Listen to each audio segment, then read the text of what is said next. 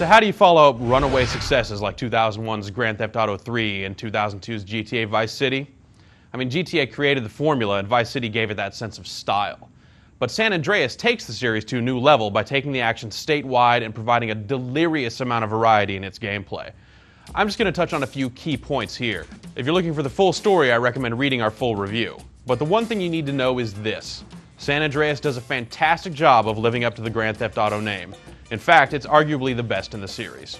Without saying too much about the game's story, it deserves to be said that the characters you meet along the storyline of San Andreas are some of the best parts of the game. They're terrifically portrayed by a skilled cast of voice actors, and they lead you down a number of really memorable storylines throughout the game. There are plenty of high points, but the one worthy of special mention is James Woods, who plays a character named Mike Torino.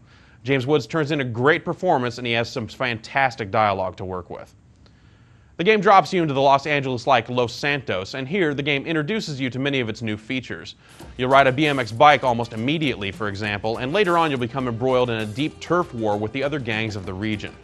Once you leave Los Santos, the game takes on a more traditional Grand Theft Auto type of feel, relying solely on completing missions to progress the story. They'll seem pretty familiar if you know the series well. You'll drive people around, beat people up, perform drive-by shootings and the like, as well as the occasional casino heist and seizure of secret military hardware. There's been a lot of talk over some of the game's new features, particularly CJ's new ability to gain weight, stay in shape, build muscle, and so on. It's all true. You need to work out in order for CJ to perform his best in activities such as sprinting, jumping, and swimming. The good news is, as much impact as it can have on your performance and look in the game, the work you need to put into it is really quite small. Over time, CJ will develop a number of other stats as well. Respect is a big one. While you won't get money from every single mission you complete, you will almost always gain respect, which affects your ability to recruit some members of your gang to roll alongside you. You'll also gain skill in wielding each weapon in the game, as well as different vehicle categories such as cars, boats, airplanes, and motorcycles. In the case of weapons, it will increase your range and accuracy, and ultimately it'll let you dual wield some weapons, while the vehicle stats largely tighten up the controls for you.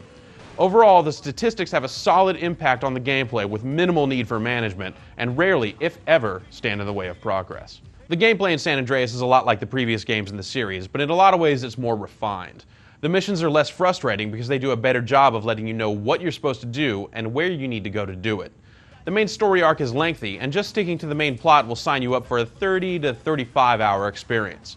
If you're one of those people that just like to learn the cheat codes and cause as much chaos as possible, San Andreas has a lot to offer you as well, though you should probably try to progress in the story far enough to open up the bridges that connect the game's three cities. The PlayStation 2 isn't getting any younger, and neither is the engine that powers San Andreas, but the developers have managed to squeeze out a little more power here, and the resulting product looks pretty fantastic. A number of effects, from the heat wash of a dry sunny day to the gritty film grain look of a rainy one, do a lot to set apart the game's three primary locales and the outlying territory in between. The cities all look great and do a lot to match their real-world counterparts, and the countryside in between gives a fresh face to the consistently urban-inspired look of the series. Countering that great look is a fairly unstable frame rate, but the game always runs at a playable speed. When you combine the good with the bad, San Andreas still looks really great overall. The audio in the game is no slouch either. As mentioned previously, the voice work and the script are both top-notch. While the in-car radio soundtrack isn't quite as inspired as that of Vice City, it has a number of high points, such as the hip-hop station in the city of Los Santos. Other sounds, such as the prattle of pedestrians around the city, the unique sound of each vehicle's engine, and the satisfying sounds of gunfire, all round out the game's audio quite well. Historically, games that have tried to do a million things tend to just end up as a disorganized mess. San Andreas, however, manages to pack in a lot of varied action, and better still, it does almost all of it really, really well. The story is great, the characters are memorable, and above all, it's just insanely fun to play. To sum it all up, Grand Theft Auto San Andreas is a thrill ride that shouldn't be missed.